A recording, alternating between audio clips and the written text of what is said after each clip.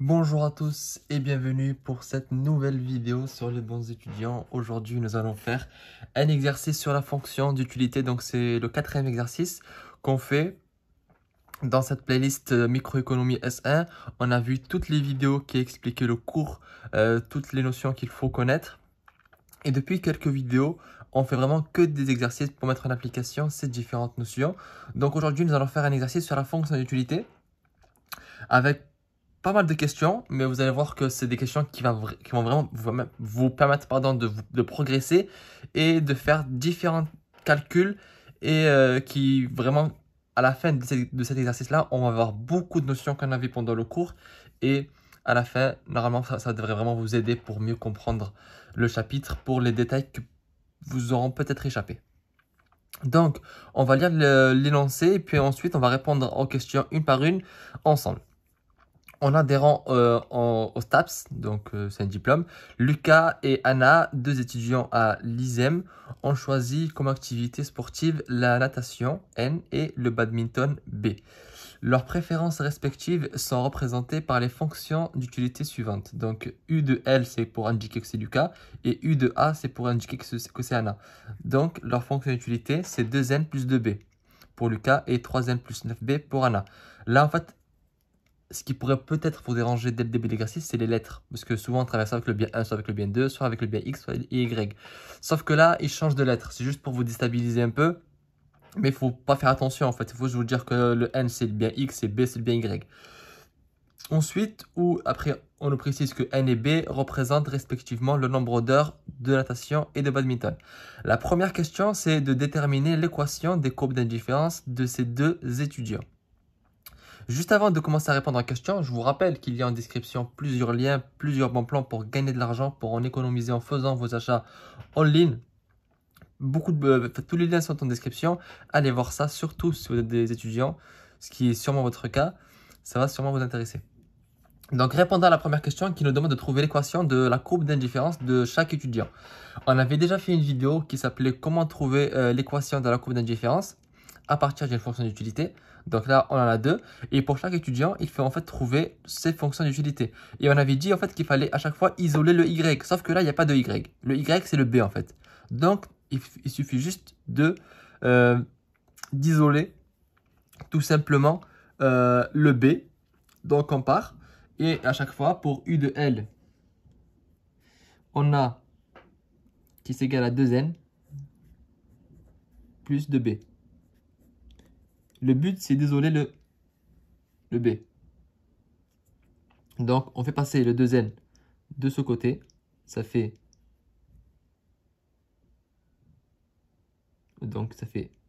U de L moins 2N égale 2B.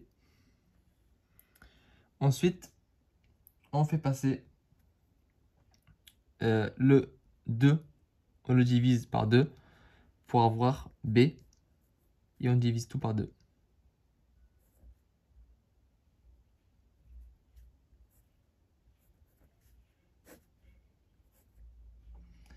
Et là, en fait, on peut directement enlever les deux qui partent. Et donc, on a B qui est égal à U de L divisé par 2 moins N. Parce que là, le moins 2 et le 2N partent. Et donc là, on a moins N. Donc c'est un peu de travers. J'espère que vous arrivez à lire. Mais moi, j'écris pas très droit. Mais en tout cas, l'équation de la courbe d'indifférence de Lucas, c'est ça. Donc je vais la réécrire peut-être un peu plus droit. Ça serait un peu mieux. Divisé par 2 moins N. Pour Anna, on va faire la même chose. Donc, on va encore isoler le B. Donc, U de A égale à 3N plus 9B. Et on va encore isoler le B. Donc, tout d'abord, on fait U de A moins 3N, puisque le 3, on le fait passer de ce côté, égale 9b. Je fais exprès de mettre toutes les étapes. Ne pas faire directement vous donner le résultat, ça sert à rien. Le but, c'est que vous sachiez aussi comment faire. Ensuite, on divise tout par 9 pour avoir que b. Donc, on a b qui est égal à u de a moins 3n divisé par 9. Et donc là, on peut un peu simplifier. On peut mettre que c'est u de a divisé par 9 moins 1 tiers. Parce que là, on peut simplifier en fait. Le 3 et le 9 peuvent se simplifier. Donc, c'est pour ça qu'on sépare les deux. Moins 3, 1 tiers de n. Donc, ou bien vous mettez n divisé par 3. C'est pareil. Donc là, on a les deux équations de la courbe d'indifférence de ces deux étudiants. Les deux, on les a devant nous. Puis ensuite, on nous dit déterminer graphiquement les fonctions d'utilité de Lucas avec U de Lucas égale à 36. Quelle est la particularité de leur préférence? Donc là, en fait, ce qu'il faut faire à la question B, c'est tout simplement remplacer ici le U de L par 36 et trouver le N et le B. Donc, on va le faire ensemble. J'ai déjà tracé parce que c'est graphiquement, donc après, il faudra tracer les valeurs. Mais le calcul, il faut le faire ensemble. Donc, on a U de L, on nous dit que c'est égal à 36. Donc, U de L égale 36 égale à 2N plus 2B. Donc, maintenant qu'on a ça, il suffit en fait tout simplement de remplacer et de trouver le N et le B. Donc, on fait une première hypothèse. En fait, on veut trouver les deux points qu'il y a ici pour qu'on puisse tracer. Donc, on fait une hypothèse où le N égale à 0. Donc, ici, N égale à 0. Et donc, on a quoi? On a 36 égale à 2 fois 0, parce que le N, on dit que c'est égal à 0, plus 2B. Donc, en fait, on a 2B égale 36, puisque 2 fois 0, c'est 0. Donc, 2B égale 36. Donc, B égale 36 divisé par 2.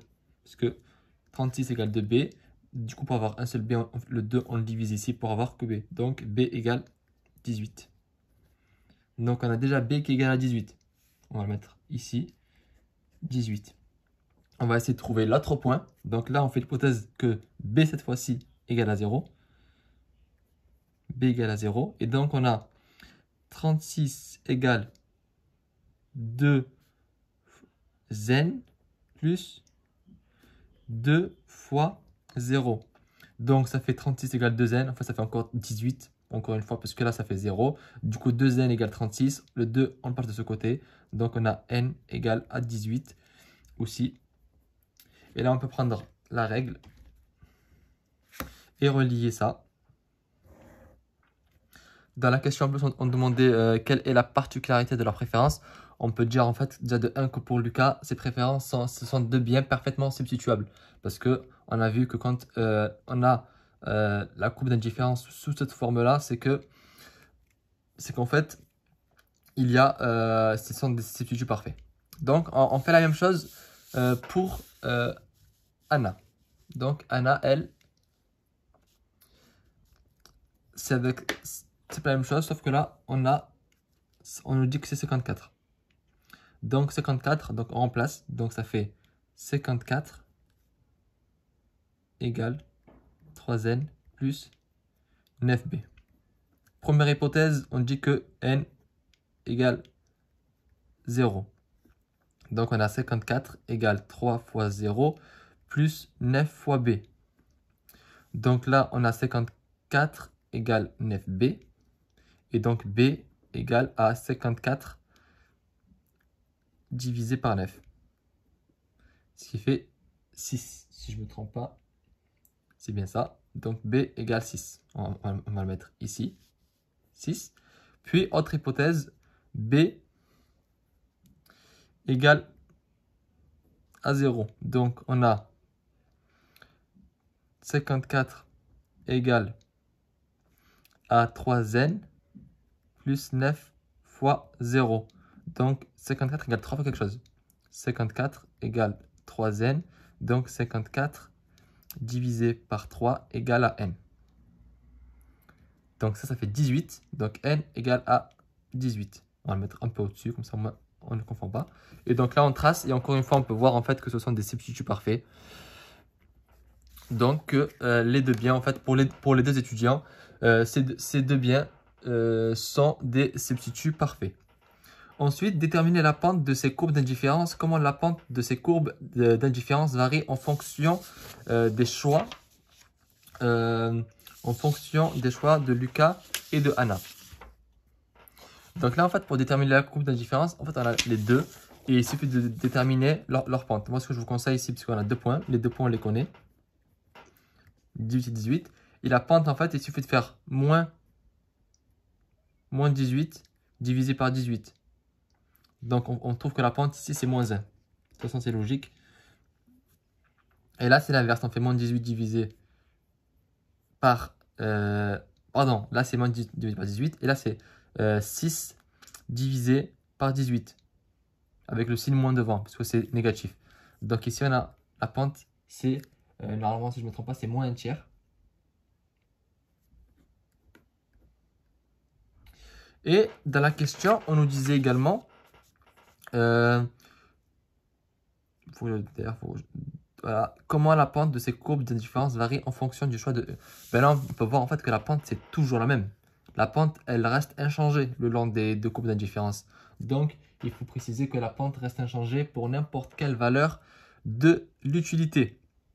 C'est important parce qu'on a vu que les substituts parfaits avaient le TMS, donc le taux, la pente en fait, elle était tout le temps constante, c'était un taux constant.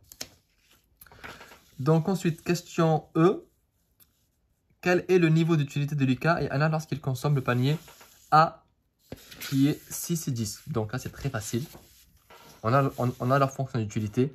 En fait, il faut juste remplacer par les valeurs du panier et trouver une utilité. Donc, on va le faire ensemble. Donc, pour Lucas,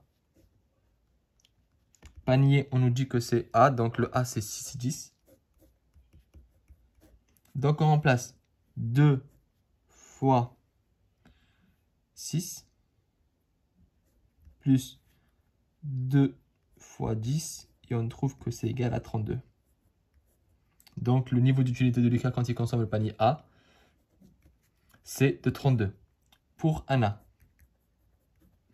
elle, c'est 3n plus 9b, donc 3 fois 6, plus 9 fois 10. Et on trouve que c'est égal à 108. Donc, le niveau d'utilité de Anna lorsqu'elle consomme le panier A est de 108. Donc, question F, représentez graphiquement l'ensemble des paniers qui procurent le même niveau d'utilité que le panier A. Abscisse, c'est la natation et ordonnée, c'est le badminton. Donc là, en fait, c'est la même question que tout à l'heure avec le 36 et le 54, sauf que là, en fait, c'est avec le 32 et le 108. Donc, en fait, il faut refaire le calcul et trouver à chaque fois le B et le N. Donc, on va le refaire ensemble. Ici, on va mettre la feuille ici pour pouvoir avoir de la place pour travailler. Et donc, on va faire le calcul. Pour Lucas, on avait trouvé que c'était égal à 32. 32 égale 2n plus 2b. Première hypothèse, que n égale à 0. Donc, on fait le calcul. 32 égale à 2 fois 0 plus 2b. Donc, 32 égale à 2b. Donc, b égale à 32 divisé par 2. Je vais un peu plus vite puisqu'on l'a fait juste tout à l'heure. Donc là, en fait, c'est encore... là, c'est égal à 16 pour Lucas. Donc là, on va peut-être refaire un petit schéma juste en bas. Mais ici, on va l'isoler. Le but, c'est juste de voir en fait que ça change un petit peu.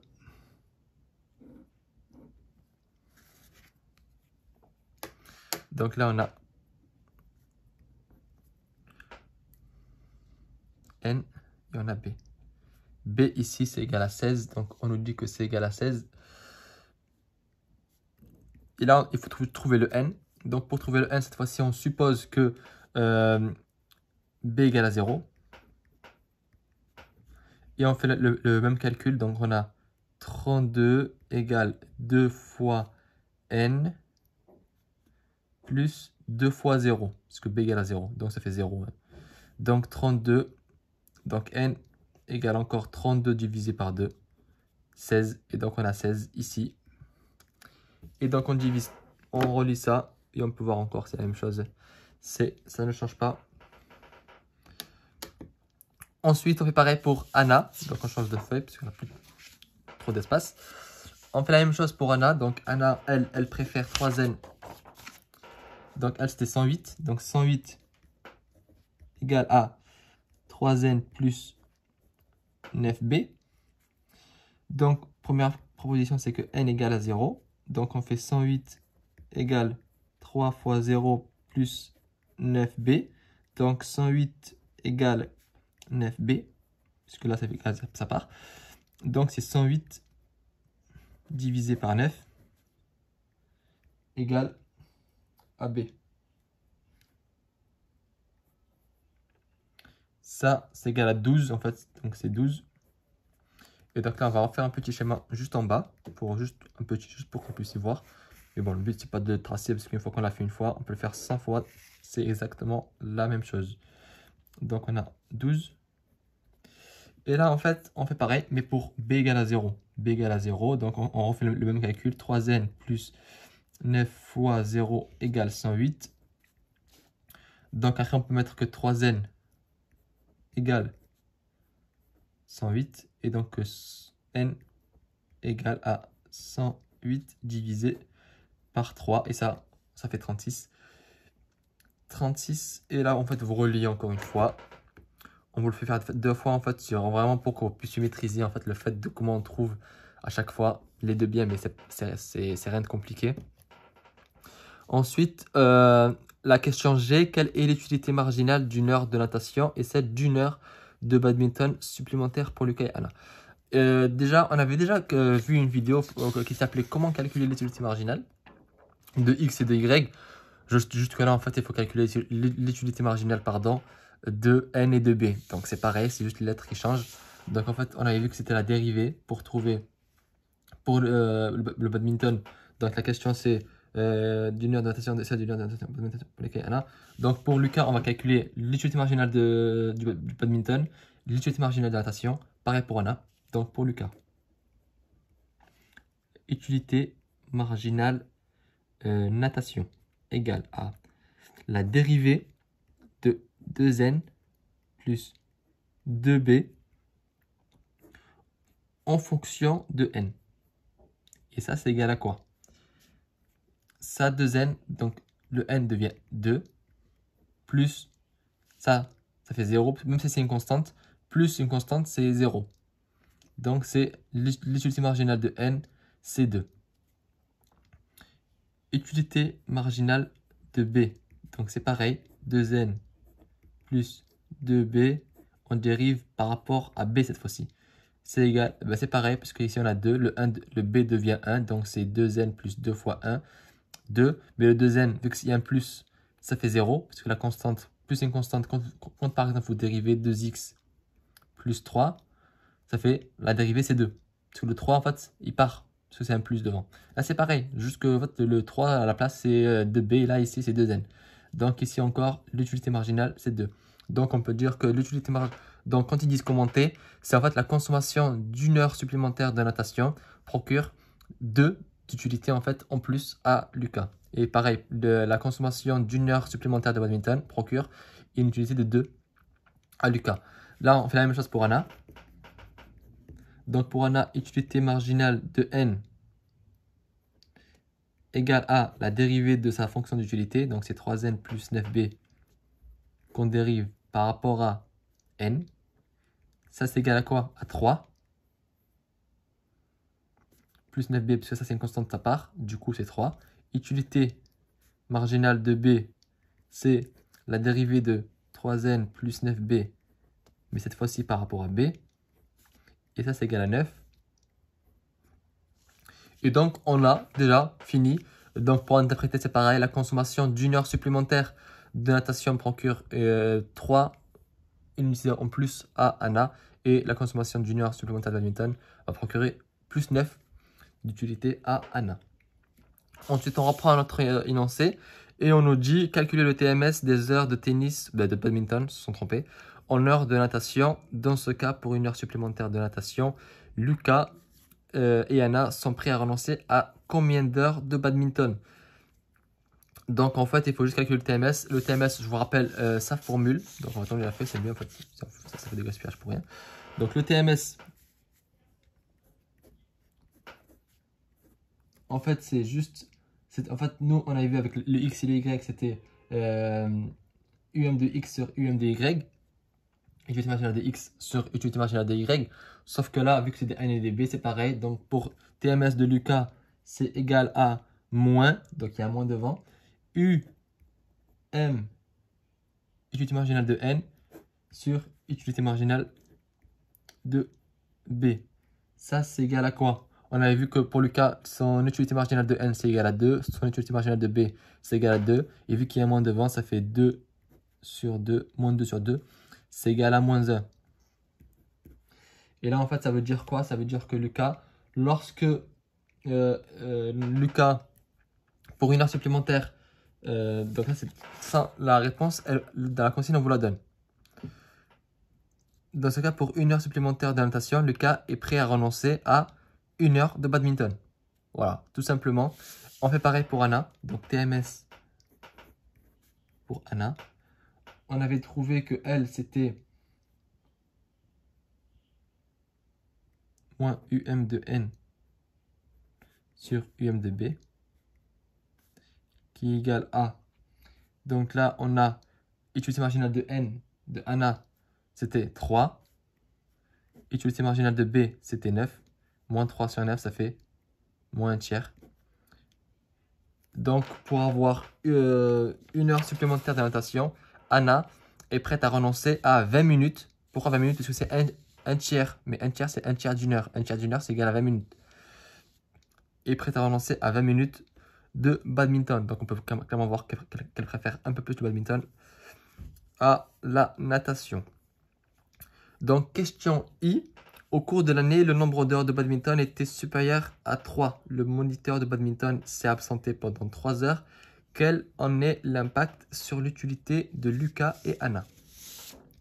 Donc là, en fait, c'est un peu plus complexe, mais en réalité, vous allez voir que c'est juste, en fait, on va modifier l'écriture de sa fonction d'utilité.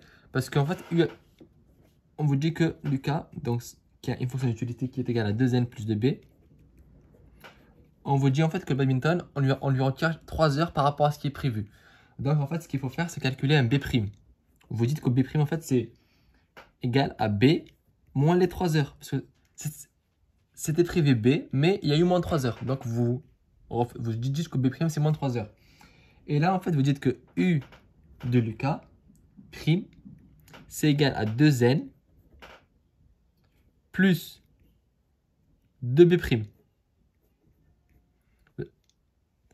Et en fait, ça revient à faire quoi? Ça revient à dire que U de L', c'est égal à 2n plus 2 fois B moins 3. Parce que B' c'est égal à ça. Donc là, on le remplace par sa valeur.